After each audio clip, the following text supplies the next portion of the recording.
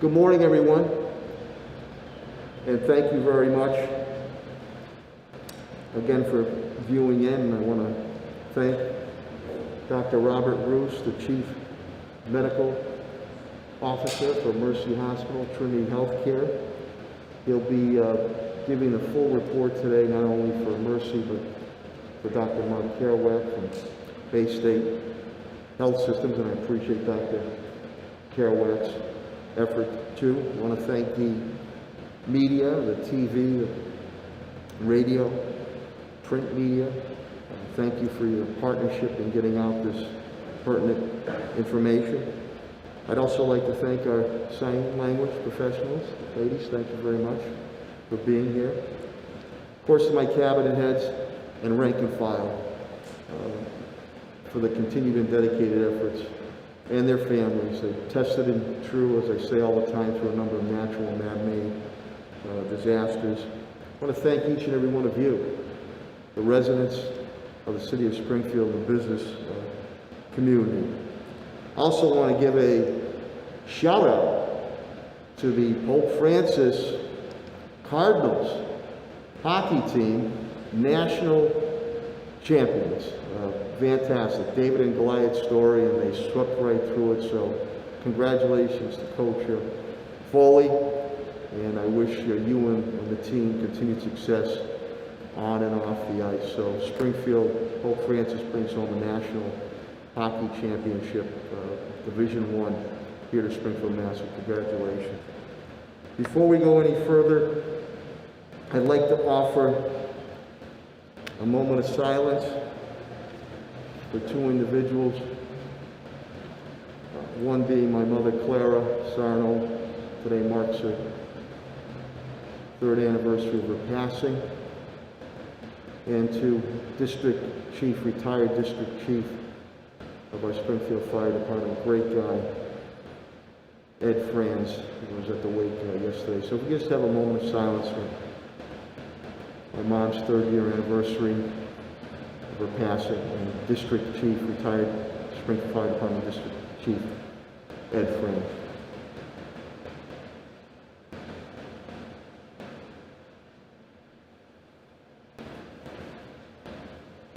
Thank you very much.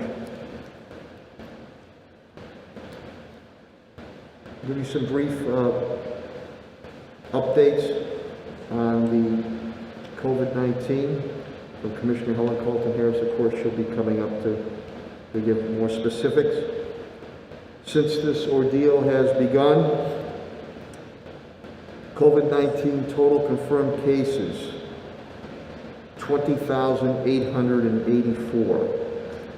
This month's total right now is 1,278, 1,278.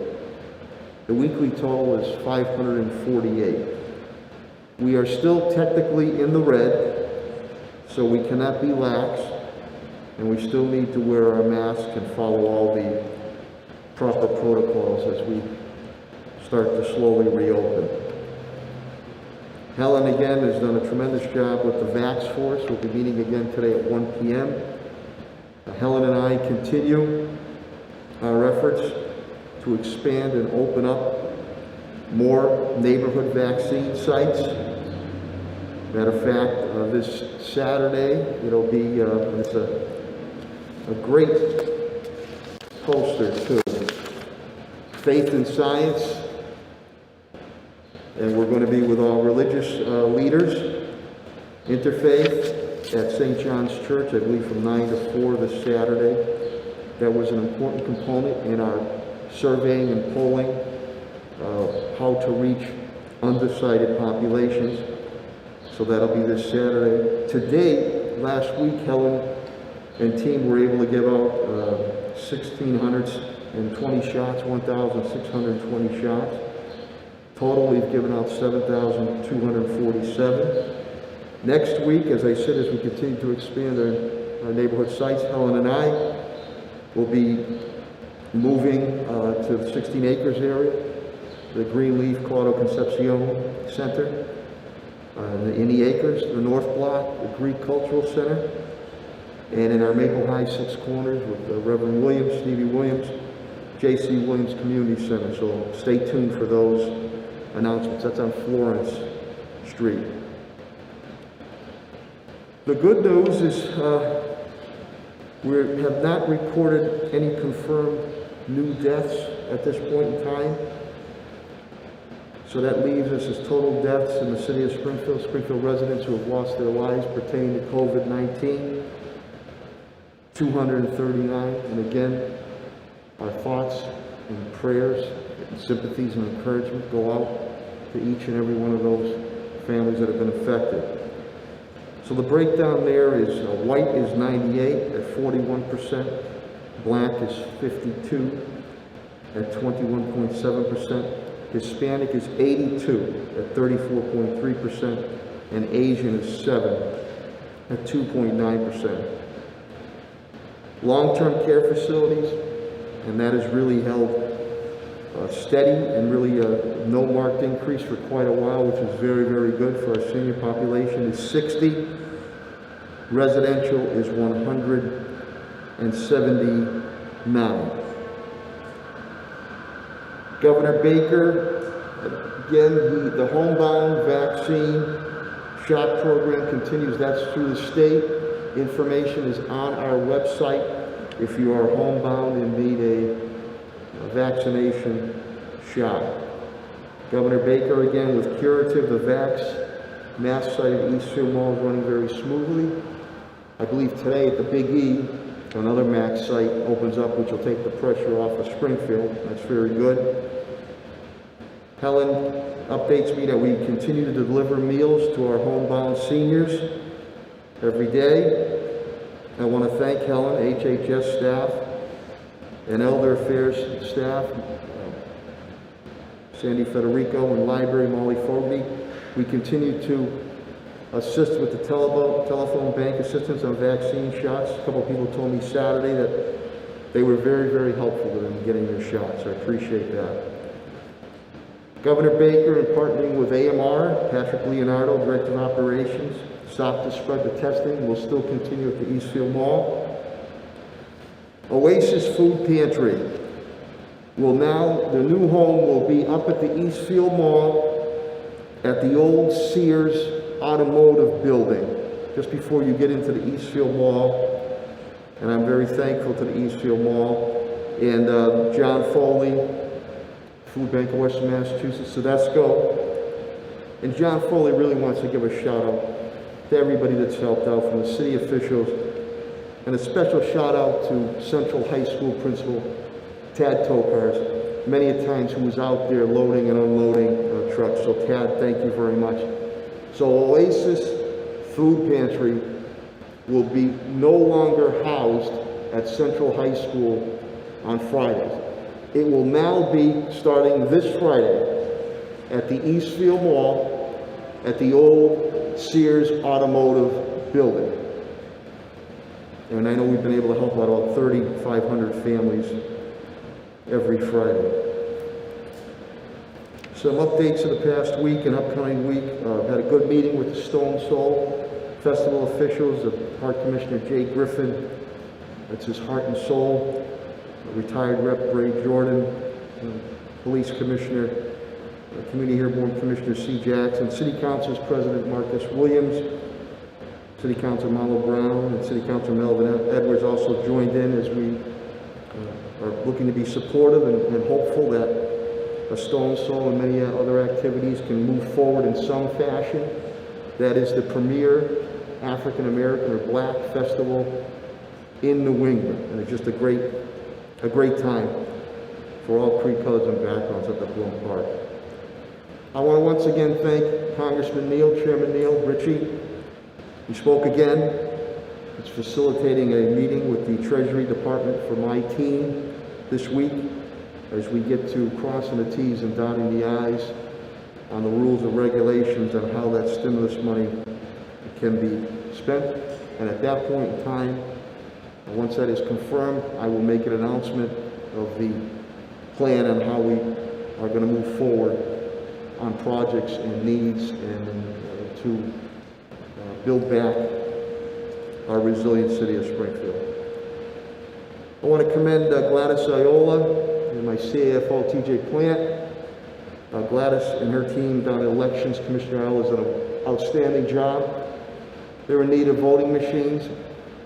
We are going to encompass that in this year's budget. We'll have state-of-the-art new voting machines, and that is so vitally important so we get any and all of our residents out there to vote and make sure that we continue to open up democracy to each and all. So Gladys and TJ, thank you very much.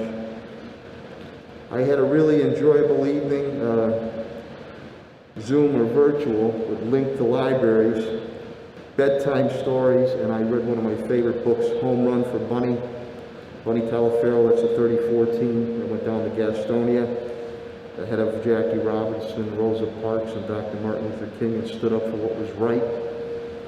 And ironically, that was read on Jackie Robinson Day, too. Really heartfelt event, a sneaker donation in memory of Peyton Smith.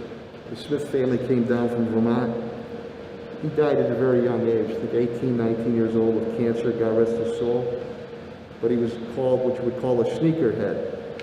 And they formed a foundation, and we were at Brightwood School with Principal Jose Escarano and parent facilitator Emily Cruzado, who did a great job.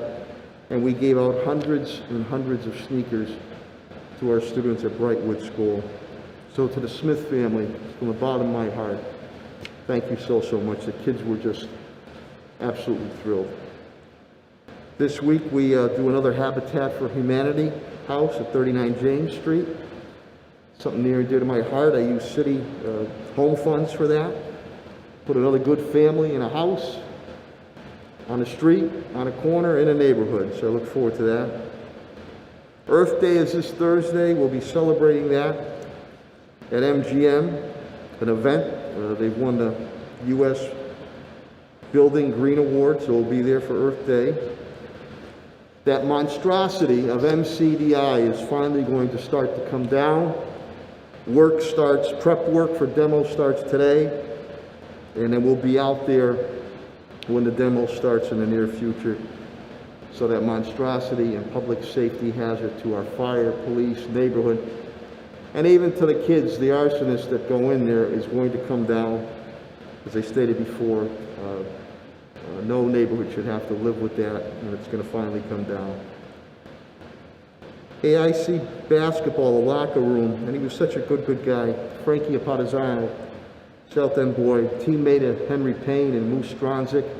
He passed away suddenly, unexpectedly last year, and we just had celebrated Henry Payne retiring of his number. They went to the national championship. They're going to rename the locker room, basketball locker room, on behalf of Frank Apatisano. And I wanted to mention that because he was just a really humble and genuine guy and a well-respected educator. So that's fantastic, and God rest his soul. On the police update, Commissioner Clapper indicates to me that there's nobody out with COVID-19. Knock on wood. Police department and fire department had to go to 11 overdose cases last week. They saved 11 individuals who overdosed with Narcan, police and fire. Thank you for that. I know the families appreciate that, and hopefully those individuals get the help they need. Mr. Clapper also indicates to me they took 15 more guns off the street last week. Today, we'll be involved with a conference call with Secretary of Public Safety, Tommy Turco of the state, as we brace for the decision on the Derek Chauvin case with the tragic loss of Mr. Floyd, George Floyd. And we'll be prepared, again, as we were before. We do not mind any type of peaceful protest, but I will not tolerate any type of vandalism, looting, fires, or attacks to the residents and the business community of the city of Springfield. So We will be prepared as we were before if something is to arise, but we will do our due diligence once that decision is rendered. DOJ meetings continue, and I'd just like to make a brief statement pertaining to the court ruling of the Board of Police Commissioners. As I have stated before, we expect that this dispute about my authority as mayor and the authority of the City Council regarding the Springfield Police Department will be resolved in the Massachusetts appellate courts. We are following that process. That said, and I hope that the City Council recognizes that the issue here involves something much more important than either my power and authority or theirs. What it involves, and what of course must be addressed, is the interest that all of us want in a very effective, highly professional, and properly accountable police department. It goes without saying that is what Springfield deserves. That's always been my objective. It always will, and I am committed to work with anyone and everyone in our community to ensure that. I appreciate the efforts, continued dedicated efforts of Commissioner Cheryl Clapprood and our brave and dedicated men and women in blue. And in the final analysis, we will abide by the final decision of the courts moving forward.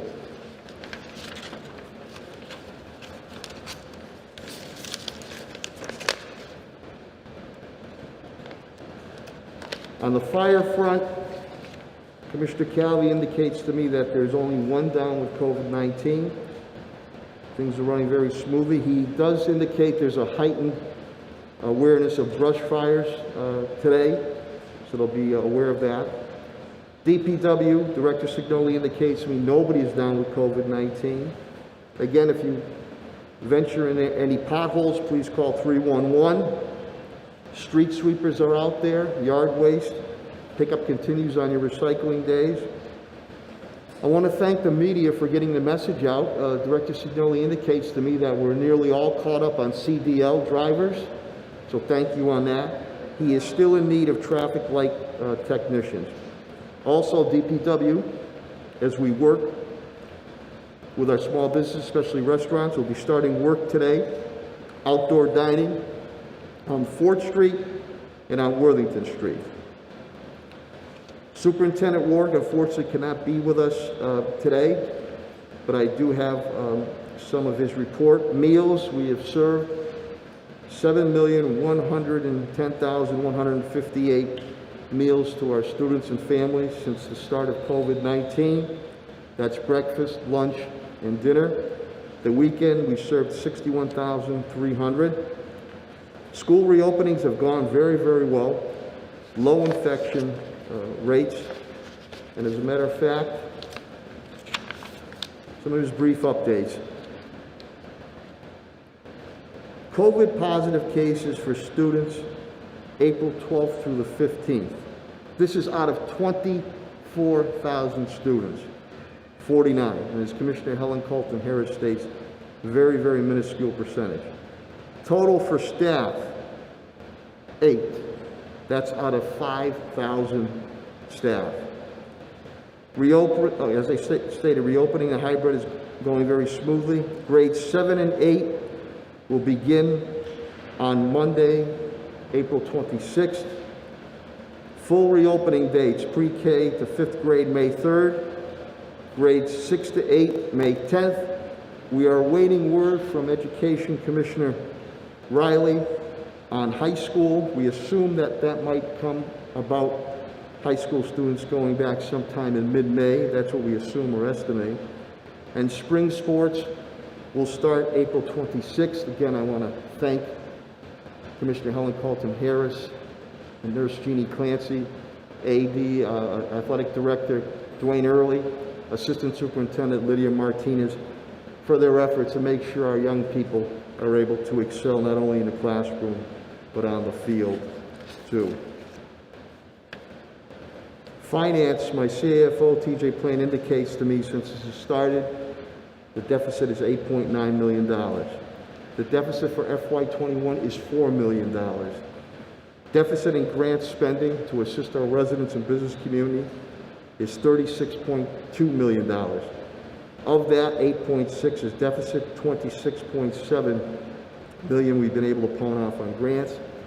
The continued development of the FY22 budget moves forward, and again, we're meeting again with the Treasury Department's officials, thankful to Congressman Neal on the federal stimulus package, on the rules and regulations. And at that point in time, after that, I will announce a plan on how we're going to utilize that money, being much more specific. Facilities and Parks, Pat Sullivan indicates to me, nobody down with COVID. He continues to work very diligently with Commissioner Helen Clanton-Harris on the neighborhood vac sites. Schools have reopened well. We're doing about $16 million in park projects. He'll update you on that. And he continues to review with licensing and the event type review as we start to reopen a bit on what can be done and what cannot be done and how it can properly be done. On EchoDev, Chief Development Officer Tim Sheen indicates to me that nobody is down with COVID. It's very good. He continues to work hand in hand with us on the Treasury Department, the stimulus review, how we can continue to help out our small businesses and our restaurants, wayfinders with our home funds to help people out with the mortgages, utilities, and rents. Gemini site, that review is going on for the economic development there. Small business technical assistance, I believe the RFP closes today. So we continue to help out our small businesses who many a times are not only the owner of the business, but have to end up sweeping the floors. So we want to give them that technical assistance so they get all the money that they need to continue not only to survive, but thrive.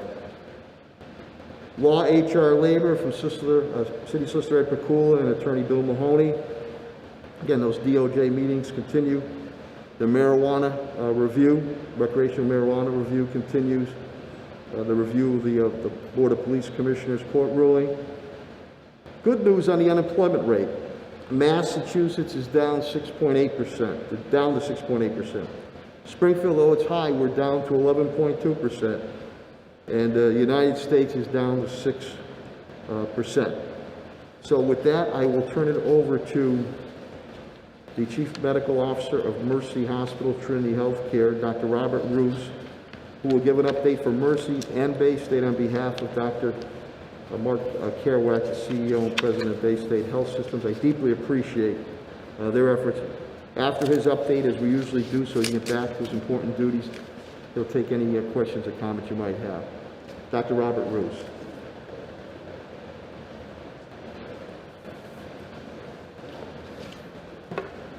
Good morning, everyone.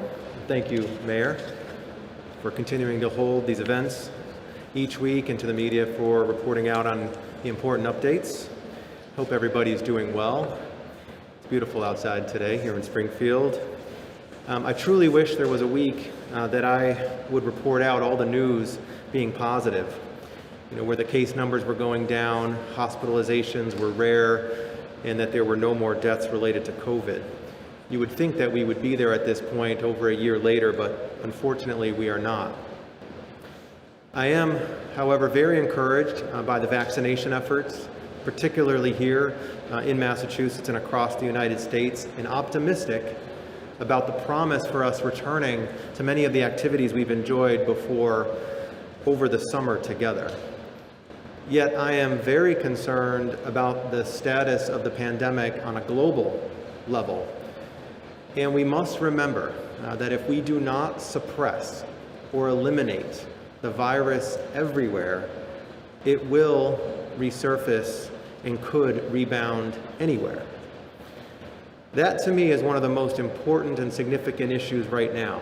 There are widespread infections in Europe, in South America. That means the virus is thriving.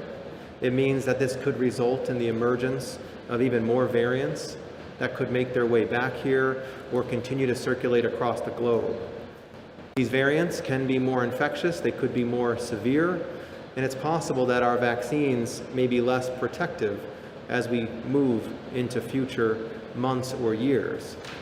So I bring that up so that we are just aware of this reality.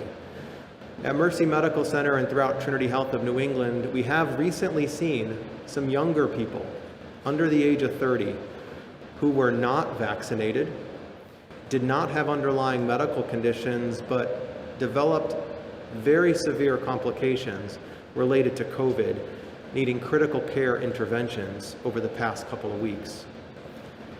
The most likely reason for that is the B.1.1.7 variant, or another variant that is more infectious and could be more severe.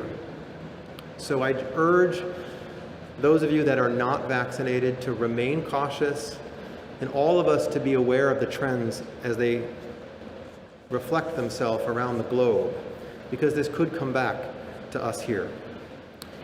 As of this morning, there have been now more than 141 million confirmed infections across the world, and we passed the grim milestone over the course of the past week at over 3 million confirmed deaths. There are countries like Turkey, Brazil, Argentina, and many European countries where cases are rising rapidly. And we're seeing dramatic increases in the country of India, where now hospitals are becoming quite overwhelmed. Here in the United States, we've crossed 31.6 million cases, 567,000 deaths. We are doing a little bit better over the course of the past couple of weeks. There are areas of the country where cases are still rising during this fourth wave of new infections, but the overall numbers of new infections per day has flattened at about 65,000 per day. Hospitalizations are slightly up across the country. They're up 11% over the last 2 weeks. We know that that tends to lag a bit after new infections, but positive news is that deaths do continue to drop pretty steadily. And across the country, we're down to about 350 deaths from COVID each day.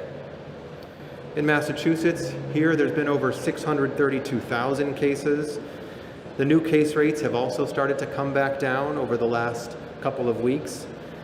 This now amidst our third surge. The 7-day average is about 1,300 new cases per day, and our test positivity as a state is just at 2%. Hospitalizations have stayed pretty flat. They're starting to level out and dip just a little bit. There's about 700 people hospitalized right now across the state.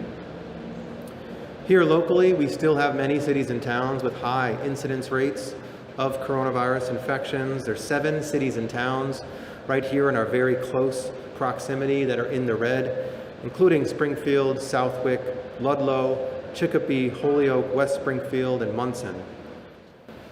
And across our hospitals and health systems here, we are still seeing patients coming in that are sick with COVID. At Mercy Medical Center, our number of hospitalized patients with COVID over the past few weeks has been very steady, as you would have heard here. This morning, we are at 11 hospitalized patients, 3 of whom are in intensive care. Our test positivity rate did drop a little bit to 4.5%, but we are continuing to see patients present in all of our clinical areas with COVID, like our emergency departments. At Bay State Health, they are currently treating 73 patients in their hospitals with COVID across the entire system. That's 57 here at Bay State Medical Center in Springfield and 16 at the other facilities. 18 of the hospitalized patients are currently in critical care.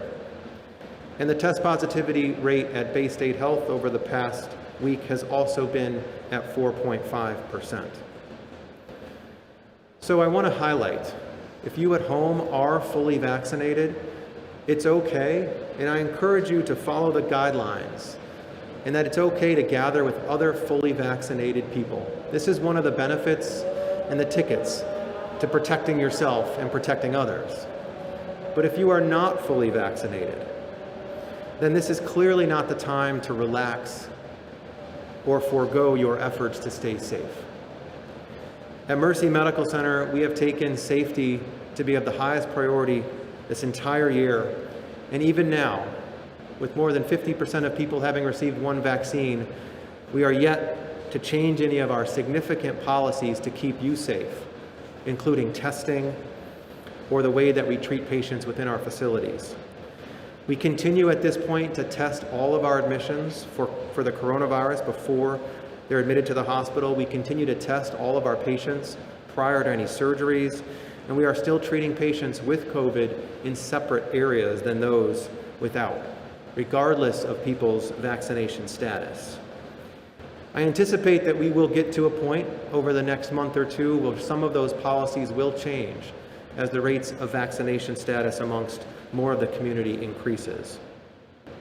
The good news is that we are not seeing very many infections at all amongst people that are fully vaccinated. It's not impossible, but it is very uncommon.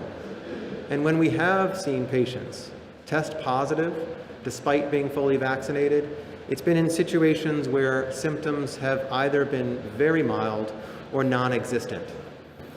That is proof of the effectiveness of the vaccines. That is what we expected, and the evidence is bearing that out each and every day. It's incredibly encouraging at the hospital and throughout the community that the vaccination efforts are picking up pace. As of yesterday, all across the United States, all eligible individuals aged 16 or older are now eligible for vaccination. More than 50% of people across of adults over 18 have at least received one dose across the country. According to the CDC, that's more than 212 million vaccines that have been administered, and over 85 million people have been fully vaccinated here. That's including over 80% of the population over the age of 65 having now received at least one vaccine, and 2/3 of those 65 and older being fully vaccinated. So we are definitely making progress. In Massachusetts, over 5 million doses have been administered, and over 2 million people have been fully vaccinated, which represents about 36% of the adult population here. As was mentioned, we have more sites opening up each week. Today, the Big E opens up as a vaccination center here in Western Massachusetts. And the message that we continue to hear is that the supply of vaccine will continue to increase, and that there will be increases in the Pfizer allotment to account for any of the slowdown caused by the pause on the Johnson & Johnson vaccine. At Mercy Medical Center, we continue to provide about 1,100 vaccinations each week, using only Pfizer for both first and second doses. As of today, we've provided over 15,700 vaccines, and more than 7,200 have been fully vaccinated at our clinic. At Bay State Health, they've provided a total of 68,297 vaccines and have fully vaccinated over 32,000 people across their sites. In terms of some vaccine news over the past week, there have been quite a number of different updates. As many of you know, use of the Johnson & Johnson vaccine was paused by the CDC and the FDA, so a deeper review of the data could be done and some recommendations could be made. That pause on the administration was prompted by the discovery of 6 cases of a rare blood clot occurring in the brain that occurred amongst women aged 18 to 48 after receiving the Johnson & Johnson vaccine. Now, it's not known at this point definitively if the vaccine was the cause of the condition, but it was noted to have occurred in combination with low platelets and was significant enough to warrant some additional review. To this point, I want to highlight a few things. First, this important association between a potentially serious event and this particular vaccine is extremely rare. These 6 events were noted after about 7 million vaccines of Johnson & Johnson variety had been administered in this country. When we compare this to some other things, that actually puts it at less likely than being struck by lightning in a given year, and far, far, far less likely than having contracted COVID, getting a serious complication, or dying from the disease, which we know is probably 1 in the hundreds. Secondly, the fact that these conditions were identified and that the pause was initiated is very much a sign that we have a robust safety program here in the United States in place. All across the country, now hundreds of millions of vaccines have been administered. Data on side effects or adverse events is reported, gathered, and tracked on a daily basis. And it allows the CDC and the FDA to review new information regularly. So while this particular condition is a serious one and it would bring concern, it is very reassuring to me that there's a mechanism in place that we have to review it, to halt it, and then provide additional recommendations as would be warranted. So for the public and all of us, this pause really should give us the confidence in the system that we have that puts safety first and foremost. If you have received the Johnson & Johnson vaccine in the past 3 weeks and you have developed any symptoms that would be of concern, such as a severe headache, leg swelling, or shortness of breath, please do contact your provider or seek out medical care. Our clinicians at the hospitals are very much aware and attuned to this, and we can assess for this complication or any of these concerns with some very simple tests in some cases. If you've received any vaccine and you develop any sort of adverse event or symptoms, we always would encourage you to report them directly to the CDC through their vSafe application, which can be downloaded. At this time, the expectation is that the CDC's Advisory Committee on Immunization Practices will have completed their review by the end of the week, and likely there'll be some more additional recommendations at that time. In addition to hearing about the Johnson & Johnson vaccine, we should also be hearing soon about the ability for both Pfizer and Moderna to be able to expand their eligibility to those aged 12 to 15 years old. As of this week, both manufacturers have submitted data of trials evaluating the safety and effectiveness of their vaccines in adolescents. In Moderna's case, some of that testing was done here in the Commonwealth of Massachusetts. And the data is showing very clearly that these vaccines are safe and nearly 100% efficacious in reducing the coronavirus. I would expect that the committees would review this over the course of the next several weeks or month, which means that high school age students could all be vaccinated before the fall school year. And I would anticipate that younger children, for which right now there are trials going on, even as young as newborns, would not be too much far behind them. With over 3.2 million vaccines being administered each day, we're on pace right now to have all adults vaccinated by the end of June, which is a great sign for us all for the summer. It does, however, look increasingly likely that we may all be rolling up our sleeves again in the fall to receive booster vaccines. The evidence looks very strong, and I want to emphasize that. The evidence is very strong that the immunity from vaccination lasts a very significant amount of time, 6, 9, 12 months, perhaps even longer. But the real consideration here that would be driving the use of boosters within the course of the next year is that with the number of new infections across the globe, it's likely that boosters will be needed to target any emerging variants that would be circulating for which the initial vaccines may have less efficacy.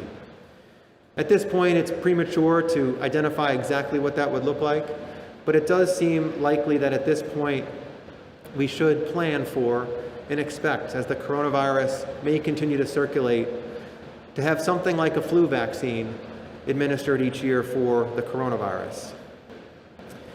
But that's still yet to fully be seen. Right now, the focus should be on vaccination with the current vaccines that we have available as soon as possible.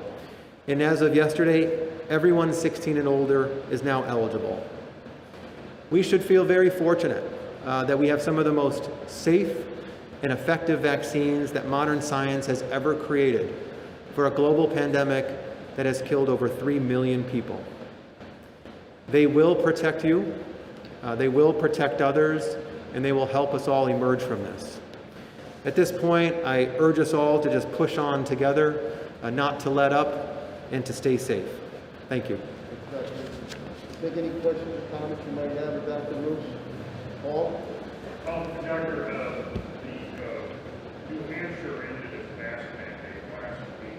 Connecticut has announced that on May 9th, they're basically ending all restrictions and passing limits everything instantly. And then there's been some discussion among some experts who think that Massachusetts could eliminate the mandate that people wear masks out the door. What do you think about all of this? Is this too soon? Are you rushing this? From my perspective, there's some interesting, and I saw some interesting data about New Hampshire, which I don't know if this informed their opinion or not, but it showed that nearly 100% of their residents over the age of 65 had been fully vaccinated, or at least received one dose and are on way to being fully vaccinated. So there may be some local geographic areas for which it would make sense to move a little quicker in terms of relaxing some of those restrictions. At this point, I think relaxing a mask mandate is too soon. I don't think we're at the point yet where we should feel comfortable with the percentage of individuals that are fully vaccinated. We know that we are still struggling to tamp down and reduce the spread in many communities and amongst many people. And we are seeing the impact of the virus in groups of the population that initially we may not have worried as much about, namely younger people and those with perhaps not as significant medical conditions. I would urge us to think about this soon. We're all eager to move into the summer, but at this point, from my perspective, I think we have a little bit more work to go until I'm ready to say, we should relax mask mandates. Any other questions or comments for Dr. Roos? Okay, Dr. Spence. Thank you, Mayor. Thanks, everybody. Take care of you and your family. Before I bring up Commissioner Helen Carlton-Harris, I also want to give a shout out to Focus Springfield. They've been great. Halfback Stevie Carey, Josue, Brendan, Johnny Abbott, thank you very, very much.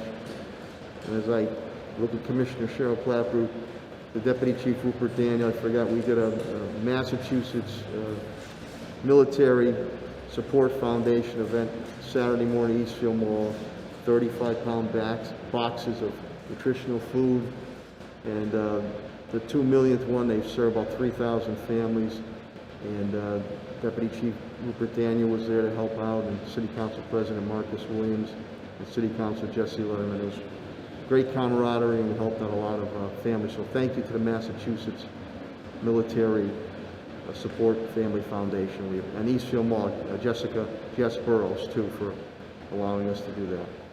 Without further ado, the Health Commissioner of the City of Springfield, Helen Carlton-Harris. Thank you, Mayor Sarno.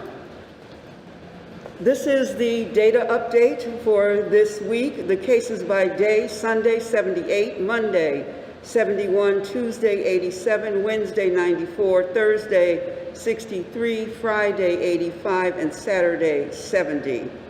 The cases by age: 0 to 10, 76, 11 to 20, 128, 21 to 30, 110, 31 to 40, 94, 41 to 50, 57, 51 to 60, 49, 61 to 70, 24, and 71 to 89, 81 to 91, and there were 0 from 91 to 100.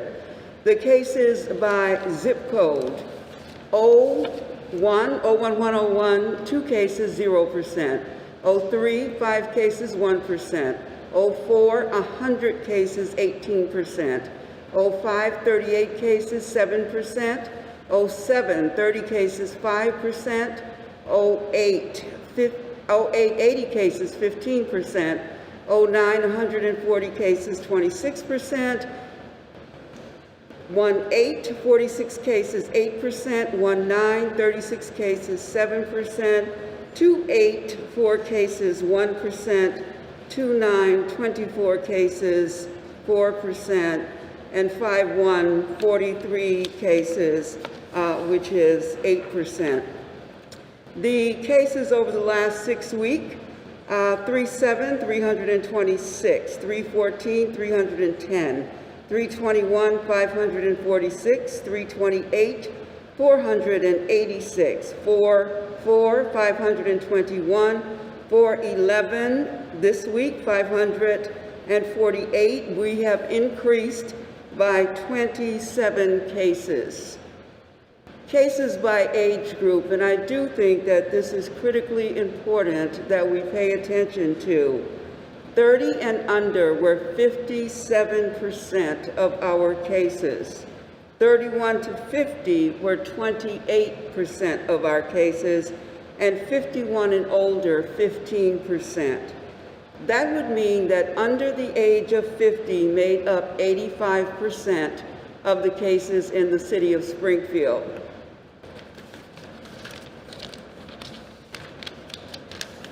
Cases by race: unknown 26%, other 27%, Black, African American 18%, white 28%. I asked that the other category not be Latinx this week. What I've noticed over the last week is that there are individuals being advised to register as another race other than what they are. And so I know that that number is skewed, so I'm not going to report it this week. I'm in the process of working with that institution to fix the data, and hopefully we will be able to report accurately to you next week. Line graph, 1,278 cases. This week, the City of Springfield Department of Health and Human Services is doing our second dose clinic. There's one going on right now at St. John's Congregational Church. On Thursday, we will be at the South End Community Center. On Friday, we will be at Harena. On Saturday, we will be doing 2 clinics, one at Bolin, and then the interfaith clinic that we will be doing at St. John's Congregational Church. 12 houses of worship came together and decided that they wanted to vaccinate their patrons or their worshipers together, and that's what will happen this Saturday, the 24th, and we're very excited about that coming together. And that was a part of VaxForce that is standing up that clinic along with our vaccinators, AMR, and our volunteers from the MRC. Again, we look forward to that clinic this Saturday. The Springfield Public Schools, I want to just spend a moment. The mayor has given you some data about that, but the article really, for me, kind of skewed what we know about Springfield Public Schools and its students. So they have and I'm going to do this quickly, but there are 80, these are individuals in the building right now. Clerks, 85, SEA, 2,341, paras, 647, nurses, 59, administrators, 75, principals, 56, custodial, 203. That is 3,466 individuals who are not students who are in the school. The students in the schools, 7,504. What you read was out of that 3,466 individuals, there were 8 staff that tested positive. That is much less than 1%, and it may even be less than 0.25% of staff that, so that's a very, very low number. And I think that's important because sometimes when our parents read these headlines, and they really internalize it to mean that we have a cluster COVID outbreaks in our schools, and the Springfield Public School has done an excellent job of trying to keep our students safe, as well as the teachers. The money that was spent around the aisleways, making sure the airflow, the pool testing that's going on, the testing of the athletes. This school system has really put themselves out front to try to make sure everyone stayed safe. So the in-person positive COVID rate for April 12 to April 15, the in-person number was 32. The remote number was 17. The COVID positive staff was 8. So if you can just think about those numbers, the staff number is 0.23%, the student number is less than 0.5%. So that's very important to reassure our parents who make decisions to send their children back to our schools, know that we are doing everything in our power to make sure that your child, family, as well as our teaching, custodial, administrative staff are safe as well. Thank you. Thank you, Helen. And Helen's hands-on. She's got her work fatigue. She's running a clinic at St. John's Church right now, because she's always elegantly dressed. Thank you, Helen. We'll now go to the public safety component of this COVID-19 hospital city update, and I'll bring up the fire commissioner for the city of Springfield, Bernard B.J. Calvin.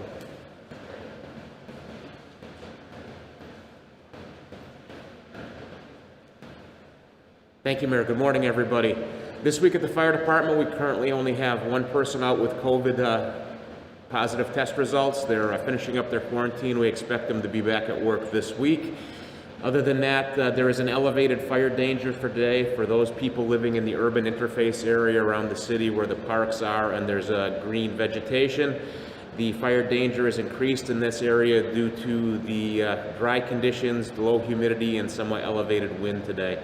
So please be careful in these areas whether you're disposing of smoking material or cooking outside. Remember, there is no open burning in the city of Springfield, so open burning for other than purposes of cooking is illegal in the city of Springfield. That's all I have this week. Thank you. Thank you, Commissioner Calvi. And we'll now bring up the police commissioner for the city of Springfield, Cheryl Clapper.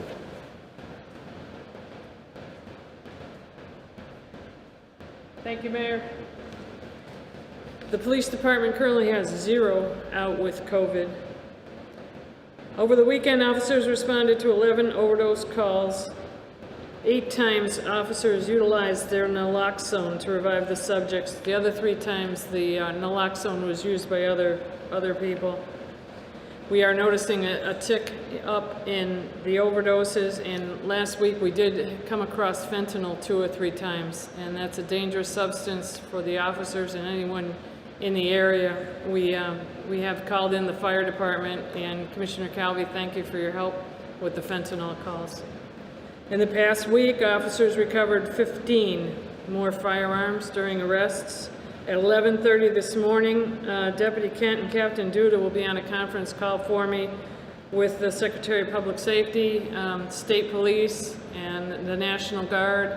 And the conference call deals with the response to whatever the Darren Chauvin verdict should be. If we're expecting any issues whatsoever, we'll be well prepared for whatever comes our way. Thank you, Mayor.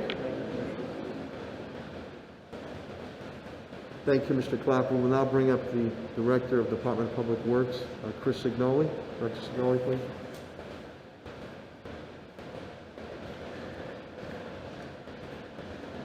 Mayor, thank you. The DPW has no employees out this week. We are now in full construction activities around the city. As we've stated before, any issues with regard to potholes, sidewalk, etc., please call 311. In the downtown area with regards to the on-street dining, we are starting construction activities today on both Fort Street and on Worthington Street to increase the dining capacities outdoor there, and hopefully throughout the summer we'll be doing a few others of those. And as the mayor mentioned, thank you to the media and other people with regard to our CDL drivers. We've been able to hire a number of them and hope to complete that task this week. And that's it with regard to the DPW. Mayor, thank you. Thank you, Director Signoli. I will now bring up the Director of Parks and Facilities Management. Matt's been great working with any and all of our departments. Director Patrick Sullivan.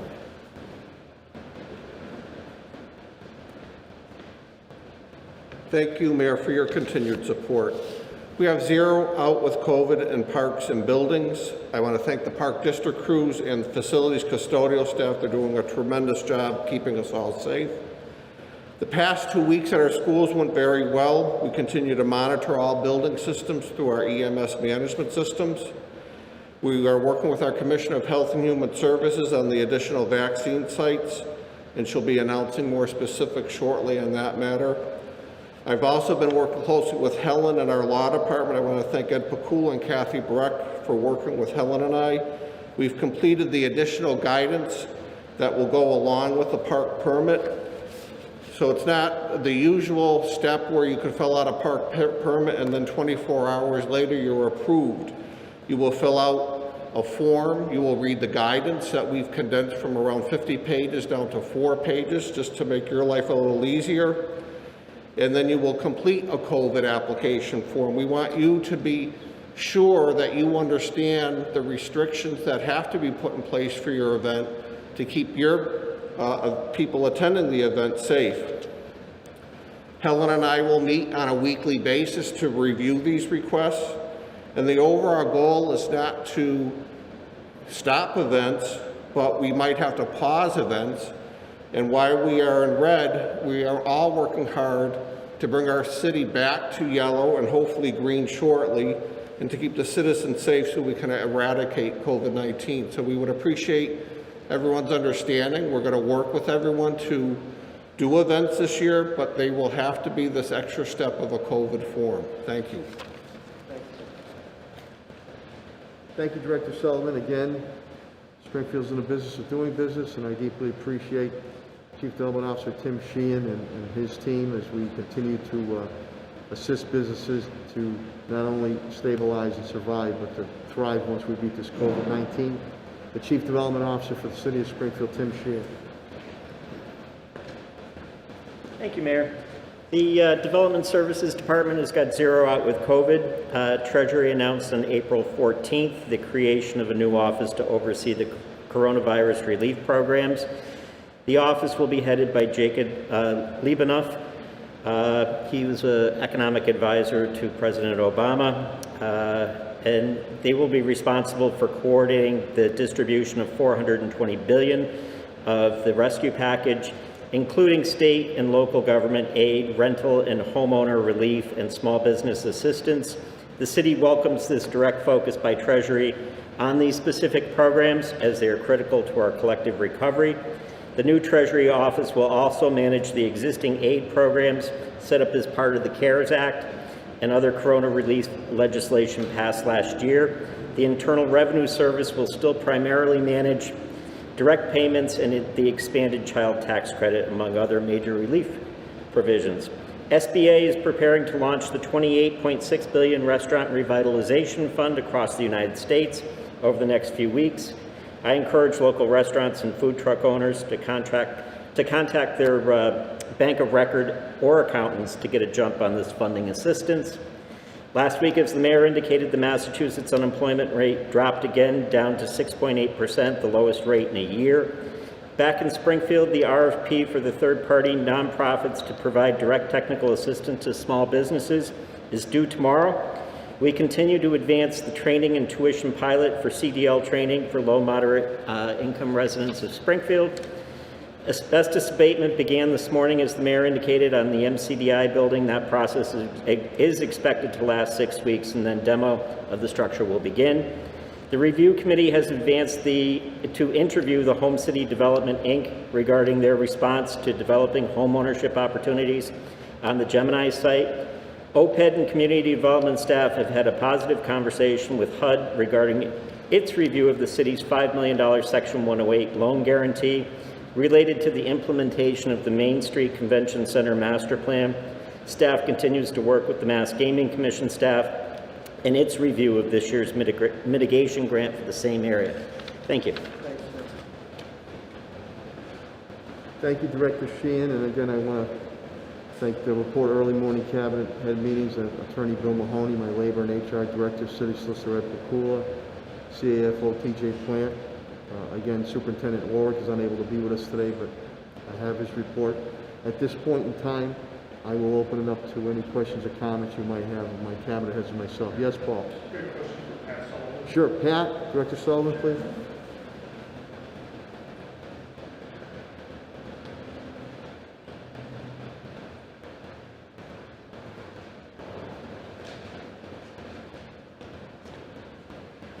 Yes. What's the update on the pools? I know you were looking for lifeguards. How's that going? Yeah, training is actually happening this week. We've had some applicants come in.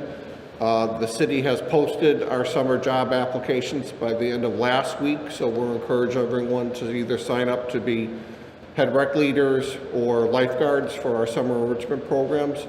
And we'll be reviewing those with our HR department over the next 3 weeks, and we'll be providing the mayor with information by mid-May of what we can open up. Under the governor's guidance, Helen and I just finished, the governor announced that things can open, but then when you read the details, there's a lot more to it than just simply opening like you did in the past. So, for example, at our summer enrichment sites, we'll need additional personnel. We have to keep the groups in smaller sizes. That will require additional staff.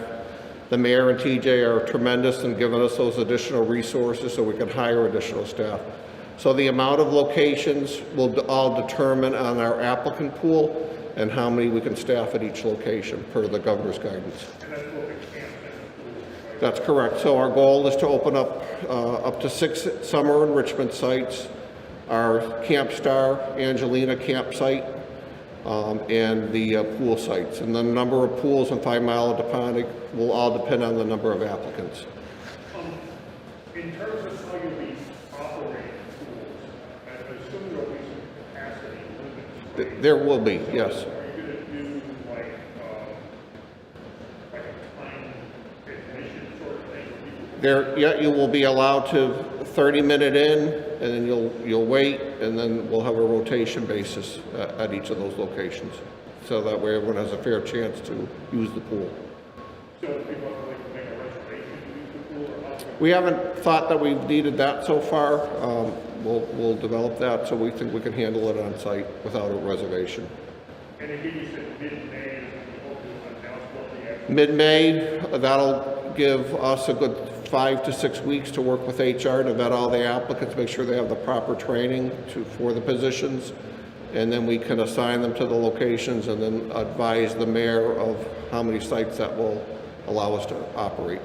So at this point, would you tell the people, the residents of Springfield, that they can look forward to having some of their summer recreation? Yeah. That they couldn't last year? Yeah, the mayor over a month ago said that was our marching orders. He wanted things open this summer, get through the guidance, and that's what we've done. So the next step now is to see how many people are interested in working for us this year. We are getting calls, and Bill Mahoney and his team do a great job getting us applicants, so I think it's going to come together. Thanks. Thanks, Director Sullivan. Any other questions or comments at all? Yes, Eric, now go to Paul.